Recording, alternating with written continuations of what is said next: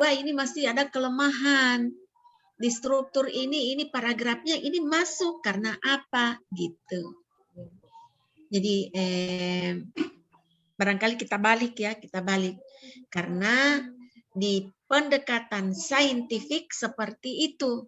Lalu tuntutan pendekatan pembelajaran yang inovatif seperti yang saya sudah kemukakan di awal-awal, ada 2 model yang dianjurkan, model problem dengan model project based learning. Nah, semuanya menganjurkan berpusat pada siswa. Ya, itu Ibu Entin. Yang lainnya saya kira sudah bagus. Hanya ada disimpulan. Disimpulan itu yang saya sempat tangkap adalah lebih mau fokus pada bahaya bully. Ya. Ya, tadinya ada 2, buat di situ 1, buat kesimpulan akhir 1 gitu nantinya. Bagaimana kesimpulan 1 apa Bu Ibu Entin? Tadi kesimpulan tadi yang pertama itu kesimpulan dari isi tadi teks. Nah, kemudian yang terakhir itu kesimpulan dari keseluruhan yang baru keburu habis waktunya. Oh, simpulannya yang berisi isi dan struktur itu. Iya, jadi ada 2. Cuma yang terakhir barusan keburu habis waktunya. Oke. Iya. Yang lainnya saya kira ini yang perlu mendapat perhatian juga dialeknya. Nanti diupayakan. Nah, waktunya tadi sudah lebih lebih sekali Bu Entinnya. Nggak kerasa ya Bu kalau udah ini. Karena tadi itu mungkin di waktu yang digunakan di penjelasan. Oh, iya. Ya, penjelasan itu banyak sekali waktu di sana. Nah, kita balik Ibu, Bapak semua ya. Tolong ini diperhatikan. Dan saya kira nanti di PPL Ibu caranya supaya Ibu tidak lebih waktu, dan saya bilang sekarang adalah salah satu aspek yang dinilai dalam praktik itu baik PPL 1 maupun PPL 2 adalah ketepatan penggunaan waktu. Ketepatan penggunaan waktu. Nah, saya berikan trik-triknya adalah Ibu tuliskan di kertas, taruh di meja Ibu, di depan di meja di depan laptop Ibu, selesainya itu sampai jam berapa? Katakanlah dia sampai jam 10.30 dan harus ada jam di depan kita, di dinding di depan kita. Begitu kita melihat yang kertas di atas laptop ada 10.30, kita tengok saja, kita lihat saja di dinding di depan, jangan taruh di belakang jamnya. Ya, lebih sedikit 1 menit, 2 menit masih boleh, tapi kalau sudah lebih sekali nanti turunnya nilai di aspek itu Ibu. Ya. Itu mungkin trik ya untuk semua, bukan untuk Ibu Entin, untuk semua. Saya kira itu saja, kita masih boleh 1 orang ya. Terima kasih Bu atas masukannya. Oke. Terima kasih.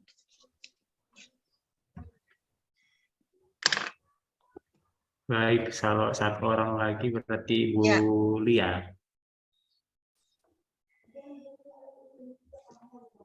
Baik, Pak.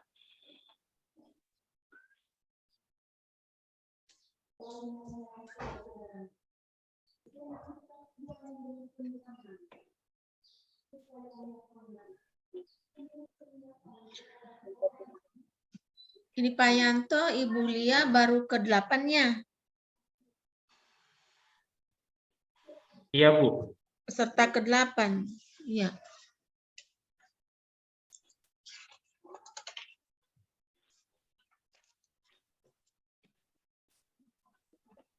Bismillahirrahmanirrahim. Assalamualaikum warahmatullahi wabarakatuh. Waalaikumsalam warahmatullahi wabarakatuh. Baik anak-anak, bertemu lagi dengan Ibu dalam pembelajaran bahasa Indonesia. Materi kita, Ibu akan lanjutkan dari pertemuan sebelumnya, yaitu tentang materi teks eksplanasi. Sebelum Ibu mulai, mari kita berdoa terlebih dahulu. Silakan untuk ketua kelas, Mbak Yanto Sutrisno Saragih, untuk memimpin doa. Mari teman-teman, Ibu Guru, sebelum kita mulai pelajaran, kita berdoa terlebih dahulu, dari persilakan. Berdoa selesai, memberi salam. Assalamualaikum warahmatullahi wabarakatuh. Selanjutnya Ibu akan mengabsen terlebih dahulu ya. Untuk hari ini siapa yang sudah hadir? Ada yang Masuk sudah semua, hadir? Bu. Hadir. Hadir semua, Bu. Mudah-mudahan kita semua selalu dalam keadaan sehat walafiat. Amin. Anda semua harus menjaga kesehatan tentunya dengan rajin berolahraga, makan makanan yang sehat, dan banyak minum air putih ya. Selanjutnya di sini kita akan belajar tentang teks eksplanasi bagian kedua. Baik, masih semangat semuanya? Semangat, Bu. Ya, Ibu akan memberikan yel-yel tepuk ya. Perhatikan Ibu dahulu, selanjutnya kita akan praktikkan bersama. Tepuk jempol, jempol kanan, jempol kiri. Bagus. Ya, coba kita praktikkan bersama ya. Ya. Tepuk jempol. Jempol kanan, Kanan, kiri. Bagus. bagus. Oke. kanan, kiri. Ya. Sebelumnya kita sudah membahas tentang pengertian dan juga tujuan dari teks eksplanasi. Coba Ibu mau sedikit mengulas tentang pelajaran minggu lalu. Ibu mau bertanya kepada Anda Ooy tentang pengertian teks eksplanasi. Ya, baik, Bu. Saya akan coba kemukakan apa itu teks eksplanasi. Teks eksplanasi yaitu teks yang memiliki kandungan apa dan bagaimana kejadian-kejadian alam, sosial, budaya, dan fenomena lainnya bisa terjadi. Demikian Ibu pengertian dari teks eksplanasi. Ya, terima kasih yang sudah Sama, bisa Ibu. menjawab pertanyaannya. Jadi teks eksplanasi adalah sebuah teks yang menjelaskan tentang suatu fenomena, baik itu alam, sosial maupun budaya. Seperti contohnya fenomena yang belum lama terjadi ya, yang kita ketahui bersama tentang gempa Cianjur ya. Nah, peristiwa tersebut ketika kita tuliskan ke dalam sebuah teks ataupun tulisan, maka teks tersebut termasuk ke dalam jenis teks eksplanasi ya, karena memuat peristiwa ataupun fenomena alam di dalamnya.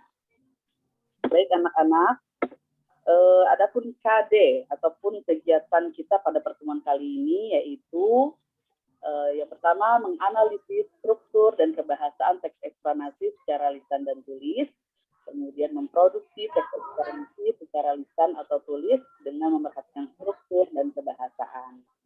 Adapun tujuan pembelajaran kita yaitu kalian diharapkan nantinya untuk mampu menentukan struktur dan kebahasaan teks eksplanasi secara tertulis, kemudian dapat menelaah struktur dan kebahasaan teks eksplanasi secara tertulis, dan dapat menyimpulkan struktur dan kebahasaan teks eksplanasi secara tulis, dan terakhir kalian diharapkan mampu merancang teks eksplanasi secara tertulis dengan memerhatikan struktur dan kebahasaan teks eksplanasi.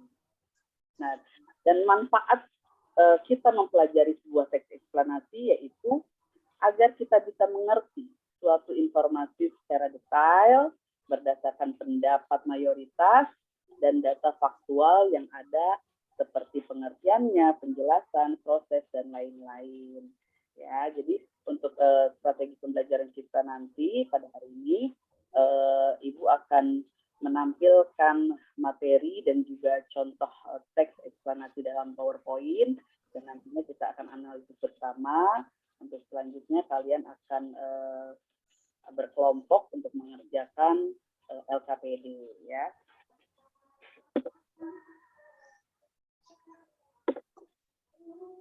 Nah, sebelumnya Ibu mau bertanya, apakah di antara kalian mungkin ada yang pernah menyusun sebuah teks eksplanasi?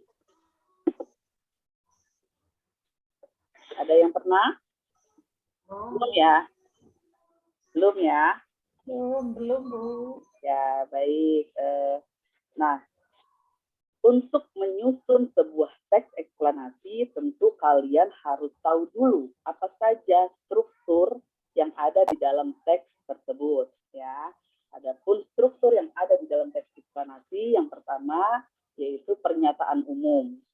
Pernyataan umum yaitu menjelaskan penjelasan umum mengenai peristiwa yang akan dibahas serta gambaran mengenai apa, mengapa, dan bagaimana peristiwa tersebut terjadi.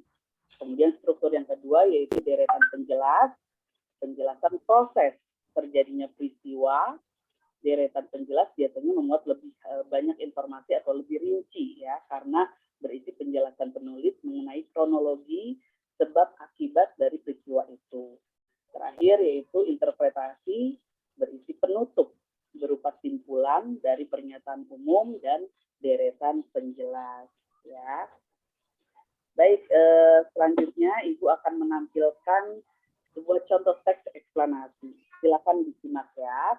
Boleh untuk Ananda Titi untuk membacakan contoh teks eksplanasi yang ada di tampilan PowerPoint. Baik, Bu. Judulnya Tsunami Aceh. Pernyataan umum. Pada tanggal 26 Desember 2004 terjadi bencana alam besar di Aceh yang menggemparkan seluruh apa ya, Bu? Itu kok ketutup? Seluruh dunia. Tsunami adalah serangkaian gelombang laut dengan kecepatan tinggi.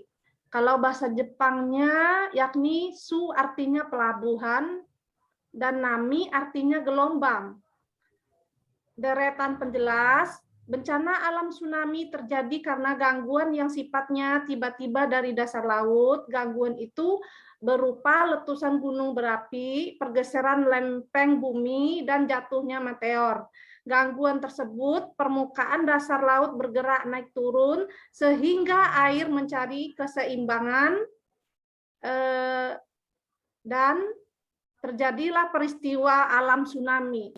Biasanya sebelum terjadinya tsunami ditandai dengan air surut secara tiba-tiba, ada genangan air yang banyak ikan di pantai.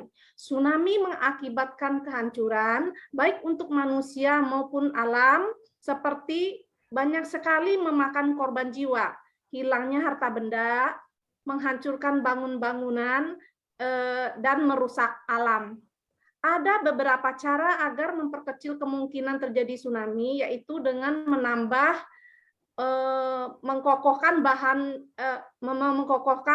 pembangunan, yaitu dengan menggunakan tembok penahan tsunami di garis-garis pantai.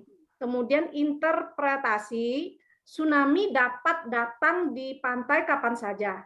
Sebagian besar peristiwa alam ini merugikan manusia. Dan gelombang yang tidak terlalu besar sehingga tidak banyak berdampak kepada manusia. Kita harus selalu waspada, terutama bagi yang tinggal di dekat pantai. Karena terdapat tanda-tandanya, segeralah mengungsi ke tempat yang lebih tinggi dan lebih aman. Demikian, Bu. Baik, terima kasih Ananda Titi yang sudah membacakan. Sama-sama, Bu. Baik anak-anak, apakah kalian melihat adanya struktur di dalam teks tersebut? Halo, anak-anak. Ada, Ibu. Ya. Nah, teks tersebut tergolong ke dalam sebuah teks eksplanasi karena memuat strukturnya, yaitu dengan adanya pernyataan umum, kemudian deretan penjelas, dan juga interpretasi. Di dalam pernyataan umum kita lihat di sana menjelaskan tentang gambaran umum apa yang terjadi, gitu ya. Bencana apa, Bu? Anak-anak? Tsunami. Ya, jadi di dalam pernyataan umum dijelaskan apa yang terjadi. Kemudian yang kedua yaitu deretan penjelas yang menjelaskan lebih rinci kronologi tentang sebab akibat dari proses tsunami tersebut. Dan terakhir di bagian interpretasi terisi intisari ataupun uraian komentar atas fenomena yang sudah dipaparkan. Sampai di sini jelas anak-anak? Jelas, Bu. Selanjutnya, selanjutnya yaitu setiap jenis teks tentunya mempunyai kebahasaan yang unik.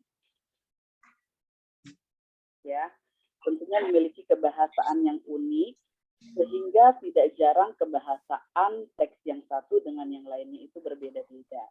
Ya, dengan adanya kaidah kebahasaan akan memudahkan kita sebagai pembaca itu untuk mengetahui jenis teks apa yang sedang kita baca. Nah, adapun kaidah kebahasaan pada teks eksplanasi yang pertama yaitu menggunakan kata-kata istilah yang bersifat ilmiah. Isi dari teks eksplanasi didasarkan pada penelitian empiris. Yang kedua, menggunakan kata kerja material, kata kerja yang menunjukkan kegiatan fisik yang dapat dilihat langsung. Contohnya seperti belajar, memasak, membaca, dan mendorong. Yang ketiga, menggunakan kata kerja relasional, yaitu kata kerja yang menghubungkan antara subjek dan kata pelengkap seperti termasuk, merupakan, menjadi. Kemudian yang keempat, menggunakan konjungsi temporal, yaitu kata hubung penanturutan waktu seperti lalu, setelah itu, dan kemudian. Kelima, menggunakan konjungsi kausalitas, yaitu kata hubung yang menjabarkan hubungan sebab akibat suatu hal, seperti sehingga, karena, oleh karena itu, dan dengan demikian. Yang keenam, menggunakan kalimat pasif, yaitu kalimat yang subjeknya dikenai tindakan atau pekerjaan dan predikatnya biasanya berawalan ter dan di. Dan terakhir, dalam kaidah kebahasaan eksplanasi, justifikasi artinya peristiwa yang dijabarkan yang beralasan. Selanjutnya, menyusun teks eksplanasi. Menyusun teks eksplanasi adalah kegiatan yang membuat atau menciptakan sebuah teks yang berpedoman pada struktur dan kaidah kebahasaan yang ada. Adapun langkah-langkahnya, silakan untuk Saudara Ananda Yati untuk membacakan langkah-langkah dalam menyusun teks eksplanasi. Baik, Bu. Langkah-langkah yang harus diperhatikan dalam menyusun teks eksplanasi yang pertama yaitu menentukan topik, yang kedua menentukan tujuan, yang ketiga mengumpulkan data, yang keempat membuat kerangka teks eksplanasi, yang kelima mengembangkan kerangka teks eksplanasi, yang terakhir keenam menyunting teks. Baik, terima kasih Yati. Nah, Sama-sama. mendapatkan langkah-langkah yang harus diperhatikan dalam menyusun sebuah teks eksplanasi. Pertama, tentunya kalian harus menentukan topiknya terlebih dahulu. Kemudian tujuannya, kemudian kalian mengumpulkan data, mencari referensi ataupun literatur. Kemudian yang keempat, membuat kerangka terlebih dahulu sebelum nanti kemudian mengembangkan kerangka tersebut menjadi teks yang utuh. Dan terakhir adalah menyunting teks tersebut. Baik anak-anak, sampai di sini apakah ada pertanyaan? Silakan. Tidak, Bu. Tidak ada? Tidak ada, Bu. Baik, Ibu kira kalian sudah paham semua ya. Selanjutnya, Ibu akan membagi kelompok untuk nanti kalian berdiskusi dalam mengerjakan LKPD ya. Kelompok pertama mungkin diketuai oleh Juwita, kemudian David dan Disti. Yang kedua, Titi, Yanto, dan Yati. Kemudian yang ketiga, Niki, Muhaini, dan Ooy. Terakhir, kelompok keempat yaitu Entin, Imas, dan Kak Asma ya. Nah itu, silakan kalian duduk berdasarkan kelompoknya masing-masing. Kerjakan nanti tugas LKPD selama kurang lebih 15 menit ya, Nak. Ini selanjutnya. Ini untuk LKPD-nya, silakan kalian pelajari langkah-langkah yang harus dikerjakan. Jadi jika ada pertanyaan, silakan ajukan kepada Ibu. Masing-masing kelompok, Ibu sajikan sebuah contoh teks eksplanasi yang kemudian kalian nanti analisis berdasarkan struktur yang terdapat di dalam teks tersebut dan juga kaidah kebahasaan. Seperti itu. Baik, silakan dikerjakan.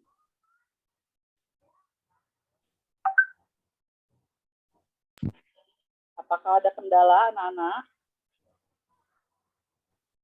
Untuk kelompok 1, Juwita, apakah ada kendala? Sejauh ini masih mengerjakan Ibu, belum menemukan kendala, alhamdulillah. Selanjutnya kelompok 2, Ibu akan berkeliling ya untuk menanyakan bagaimana mengerjakan LKPD ini. Kelompok 2, Yanto, apakah ada kendala? Yanto? Siti? Apakah ada kendala? Ada, lagi ngerjakan, Bu. Belum. Selanjutnya, kelompok 3, Niki, bagaimana? Sudah sampai di mana prosesnya? Lagi ngerjakan, Bu. Ya. Baik, waktunya kurang lebih 5 menit lagi ya.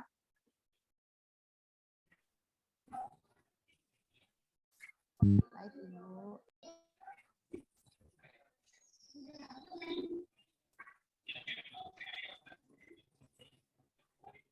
Baik, sudah selesai waktunya. Silakan nanti Ibu akan mempersilakan setiap kelompok untuk tampil ke depan mempresentasikan hasil kerja kalian ya. Dimulai dari kelompok 1 ya. Silakan Gita dan kawan-kawan tampil ke depan. Baik, Ibu, terima kasih.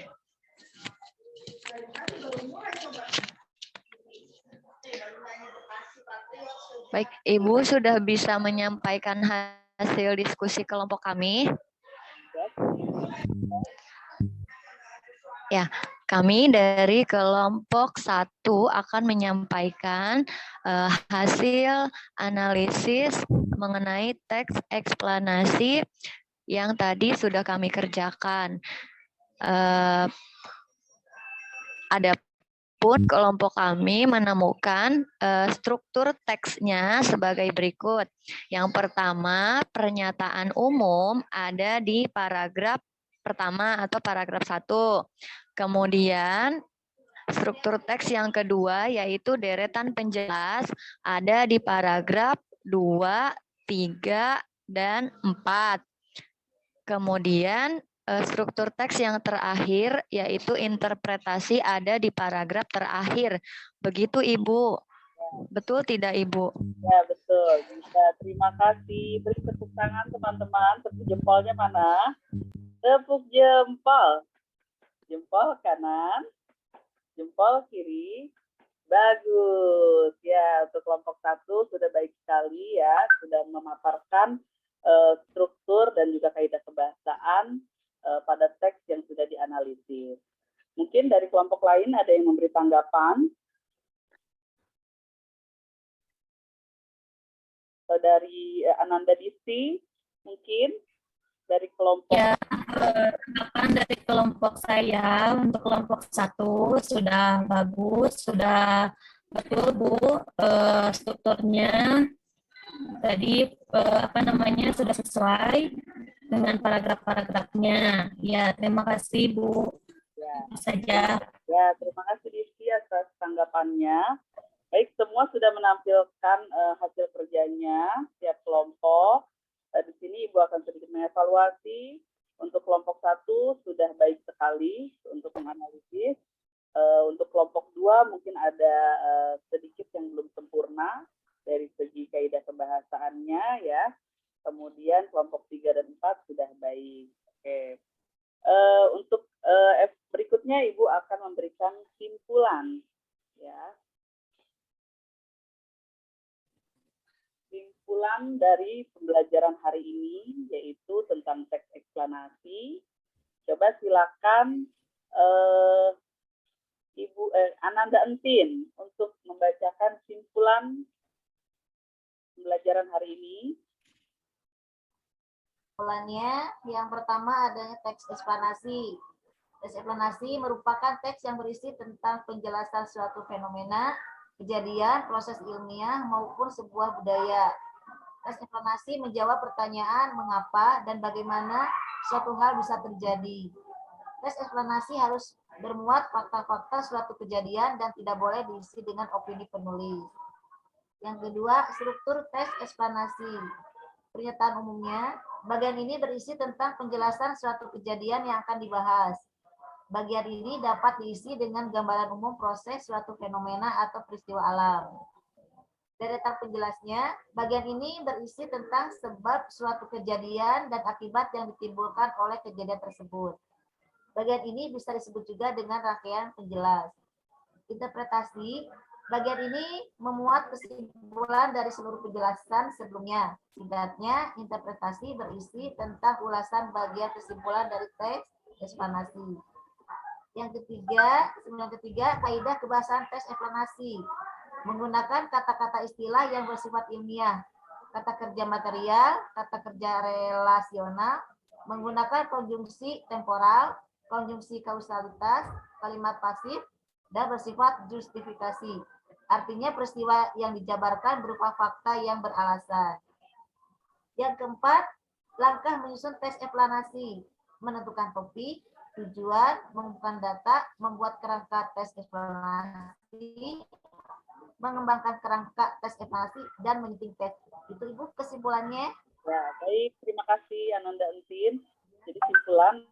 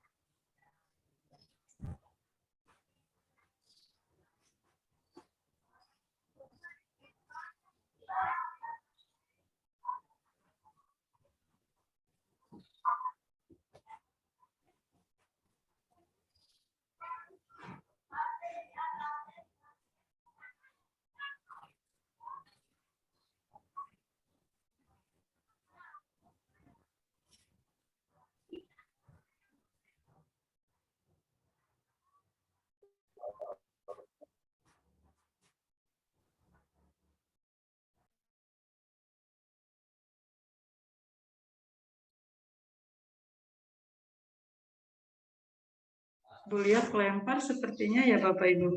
Ya, Iya, terlempar. terlempar. Kok di grup disuruh diakhiri gimana? Setelah selesai yang presentasi Bu Lia, barangkali Pak David ya. Oh iya, mungkin itu Bu Lia udah masuk lagi. Oh, sudah. Bu Lia itu masih di mute, itu suaranya nggak kedengeran Bu Lia. Oke. Mohon maaf Ibu. Aduh. Terlempar ya? Bu, Nggak apa-apa deh, Bu. Ya. Bu Hasna, Atau bagaimana? IPS 2, lihat IPS 2 yang mana tumpukannya, masukin. Ini IPS 2. Bu dosen, Ini saya tutup dulu ya Pak. Gimana Bu Lia? Udah selesai? Tadi terkendala ini Pak, sinyal. Oke Pak. Yuk.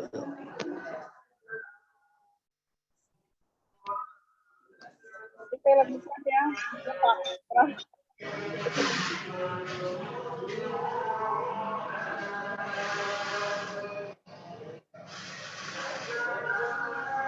Dianggap simpulannya sudah selesai Ibu Lia, dilanjutkan saja dengan tahapan lain.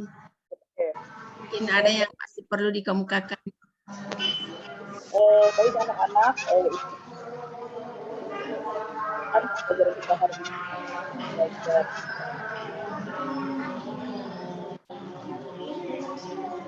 langkah-langkah evaluasi pembelajaran hari ini. Hal yang mungkin kalian belum pahami. Hari ini kita belajar tentang apa, anak-anak? Teks eksplanasi. Apa yang kalian bisa dalam belajar? Coba Ibu mau tahu. Apa kira-kira? Oke. Nah, tepuk tangannya saja Ibu ya, tampilan PowerPoint-nya. Punya sudah? Mau tunggu apa lagi? Ya, Tunggu jodoh. oke, terima kasih atas kerjasama. Tidak. Mungkin untuk pertemuan selanjutnya, Ya pakai kisi-kisi. yang Ya.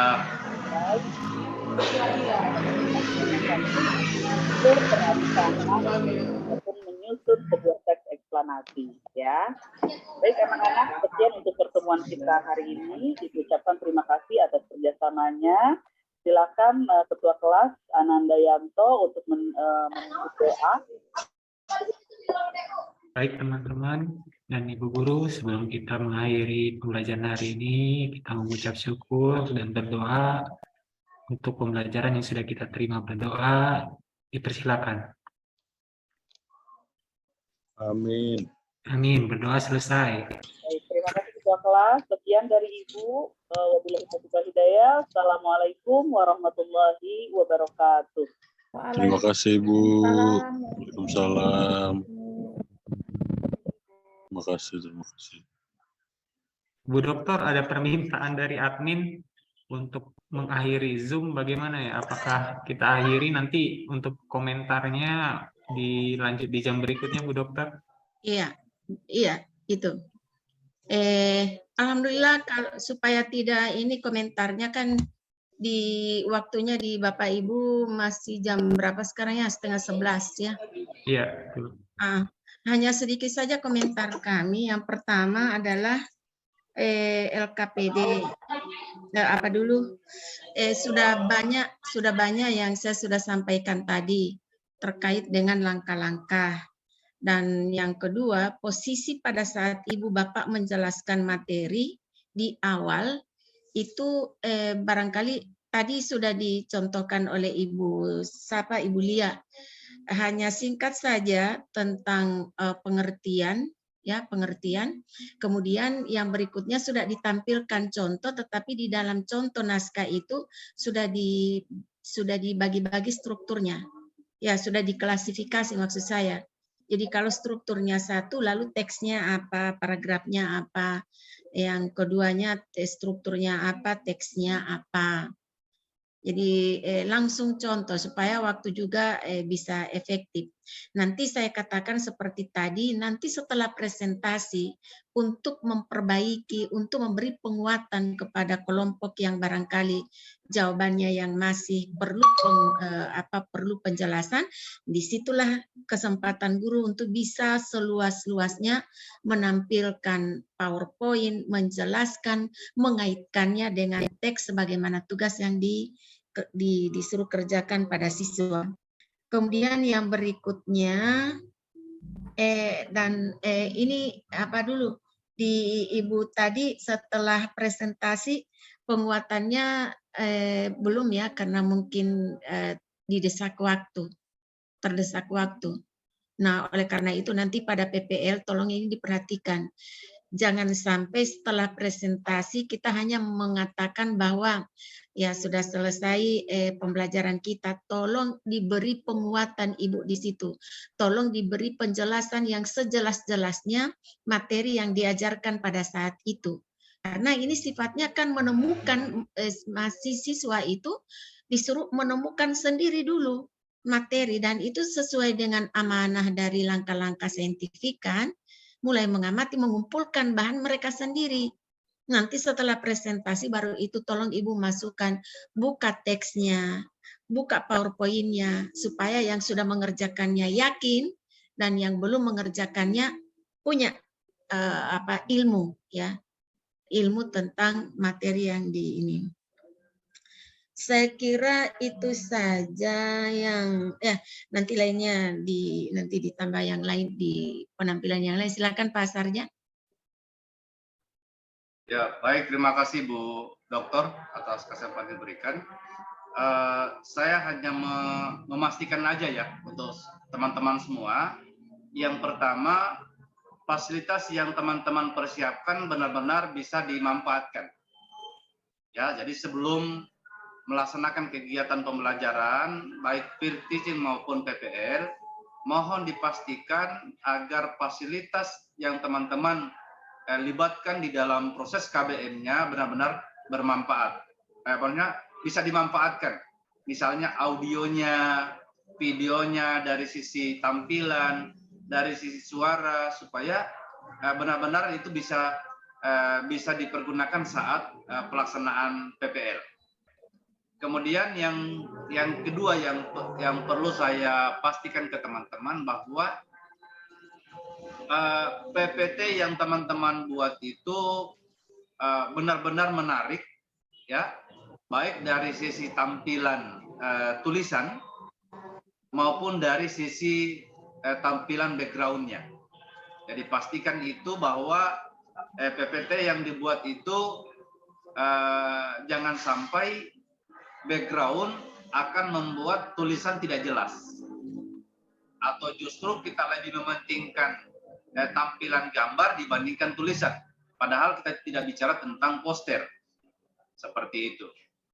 Kemudian yang berikut yang ingin saya pastikan ke teman-teman adalah mohon untuk memastikan, dan saya ingatkan lagi seperti kemarin dan Ibu Dokter juga sudah pernah sampaikan, bahwa langkah-langkah yang telah teman-teman rumuskan itu semuanya bisa dilaksanakan.